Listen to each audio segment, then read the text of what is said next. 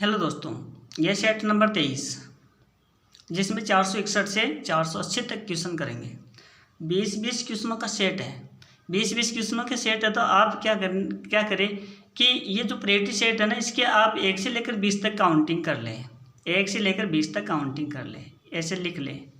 फिर उसके बाद में अगर आपका सही आता है तो आप राइट कर दो, गलत आता है तो रॉन्ग कर दो। काउंटिंग करके देखो कि आपका स्कोर कितना प्रतिशत चल रहा है।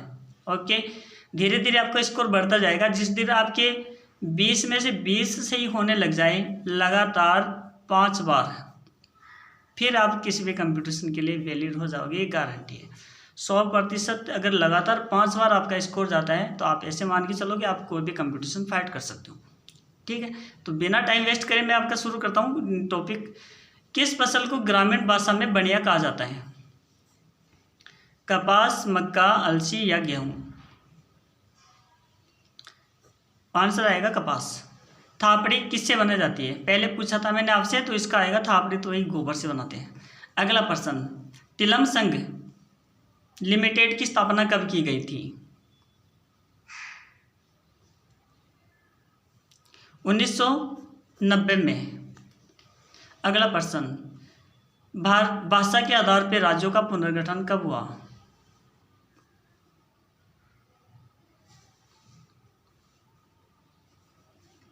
1956 में। देखो थोड़ा सा इसके बारे में, अपन भाषा के आधार पे जो राज्यों का पुनर्गठन हुआ था, ये क्या समस्या थी देखो, इसको अपन थोड़ा सा डिटेल से समझते हैं। जब भारत आज़ाद हुआ उस समय भारत में रियासतें थी, अलग अलग रियासतें थी। ठीक है, तो अलग अलग रियासतें थी तो वो सब में शासन अलग अलग था। कहने का मतलब भारत का जो अस्तित्व आया ना, उसके बाद में जैसे अलग अलग रियासतें थी तो वो सारी रियासतें जब अंग्रेजी यहाँ से चले गए तो उन्होंने उन राजाओं के सामने 3 बात कही थी। क्या क्या? या तो वह स्वतंत्र अपना राज्य स्थापित कर लें, या तो स्वतंत्र राज्य स्थापित कर लें, और या फिर पाकिस्तान में चले जाए, या फिर हिंदुस्तान में चले जाए। 3 बात कही थी उन्होंने सभी राजाओं को, क्योंकि पहले जागीरें हुआ करती थी, राजा हुआ करते थे। तो उसके बाद में पाकिस्तान का निर्माण हो गया और हिंदुस्तान का निर्माण हो गया। फिर उसके बाद में क्या हुआ? उसके बाद में ये हुआ कि जितने भी रियासतें थी ना, वो आपस में संघर्ष करने लगे स्वतंत्रता के लिए, मतलब अलग रहने के लिए। तो फिर जब भी भारत आज़ाद हुआ तो उन रियासतों को मिलाने का काम सरदार वल्लभ भाई पटेल ने किया। और कैसे मिल तो गए ये सारे, लेकिन यहाँ पर हिंदुस्तान नाम, मतलब यहाँ पर एक भारत का निर्माण नहीं हुआ था, सारे अलग अलग राज्य थे। तो जब भारत का निर्माण हुआ तो अलग अलग राज्य थे। अब ये इनको अलग अलग राज्य बनाना शुरू हुआ तो समस्या ये आई कि किस आधार पे राज्यों का डिवाइडेशन किया जाए। फिर उसके बाद में एडवाइस बनी कि भाषा के आधार पे, जैसे हरियाणा भाषा, जो हरियाणी भाषा बोलते हैं उसको हरियाणा कहा गया, राजस्थानी भाषा बोलता है उसको राजस्थान कहा गया। तो भाषा के आधार पे इसका पुनर्गठन हुआ। या ऐसे सोचो कि यहाँ पर बिल्कुल ये साफ है, एक नक्शा साफ हो गया। ठीक है, नक्शा साफ हो गया तो यहाँ पर कोई स्टेट नहीं है, इस कंडीशन में आ गए थे हम। यानी यहाँ पर नक्शा बिल्कुल ही नहीं था, नक्शे का मतलब कोई राज्य नहीं था, इस कंडीशन में आ गया। यानी सारे ये पूरी सत्ता, हिंदुस्तान की सत्ता एक छत्र पे आ गई। अब उसके बाद में इन राज्यों का डिवाइडेशन किया गया। तो डिवाइडेशन इस आधार पे, जैसे गुजराती बोलते थे उसको क्या कहा गया? गुजरात। तो भाषा के आधार पे ये 1956 में बना था। समझ में आ गया? अब आगे बढ़ते हैं। शहरी विकास कार्यक्रम कब प्रारंभ किया गया? बताइए। इसका आंसर आएगा 2 नंबर वाला, 1977 से 1978 तक। अगला प्रश्न है, कल्याण जी का मेला किस माह में आयोजित किया जाता है? भाद्रपद के महीने में। नेक्स्ट प्रश्न, चौंप नामक आभूषण किस अंग में पहना जाता है?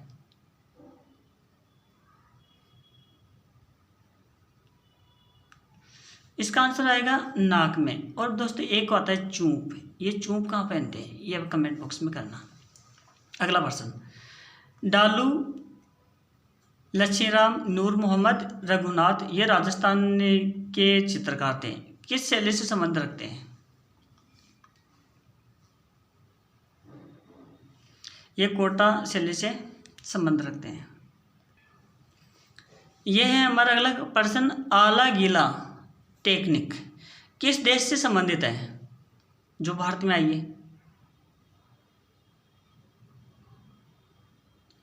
जी हाँ दोस्तों, इसका आंसर आएगा इटली। वक्ता तथा चीखा नामक चित्रकार किस शैली से संबंधित है?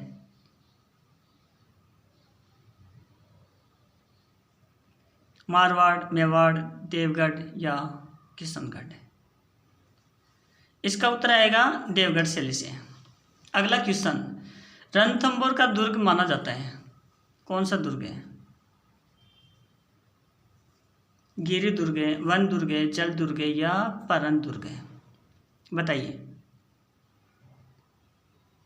आंसर आएगा इसका परन दुर्ग। यानी यहाँ परन दुर्ग वो दुर्ग होता है जहाँ पर खाइयाँ हो, कांटे हो और वहाँ तक पहुँचना बहुत मुश्किल हो।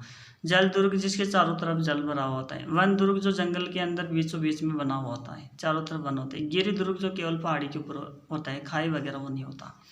तो जल दुर्ग में तो गागरोन आ जाएगा, परन दुर्ग में रणथंभौर वाला है। और जालोर का किला है ना, वो किस में आता है? वन दुर्ग में। मेहरानगढ़ मेहरानगढ़ है ना, कौन सा है? बताइए। किसे मेहरानगढ़ कहा जाता है? इसका उत्तर आएगा जोधपुर। रंगनाथ जी का मंदिर कहाँ स्थित है? कोलायत, कोणार्क, पुष्कर, किराडू? आंसर आएगा पुष्कर। अचलदास खिचड़ी वचनिका किसकी रचना है? शिवदास, सूर्यमल, श्रीधर व्यास, नागरीदास?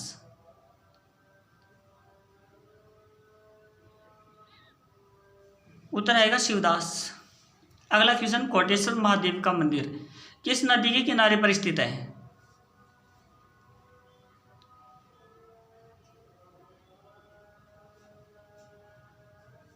आंसर आएगा साबरमती के तट पर। मेजा बांध किस नदी पर बनाया गया है?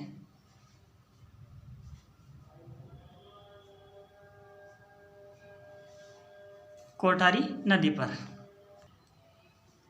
नारायण सागर बांध किस नदी पर बनाया गया है?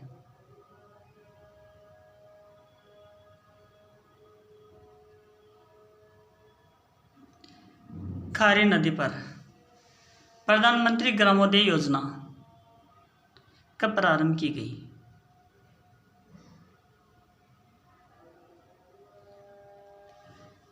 आंसर 2000 से 2001 के बीच में। ठीक है। बिजोलिया शिलालेख की रचना किसने की?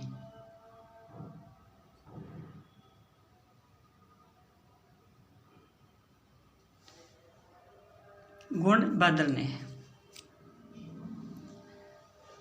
और ये है आपका लास्ट क्वेश्चन, तराइन का पहला युद्ध कब हुआ?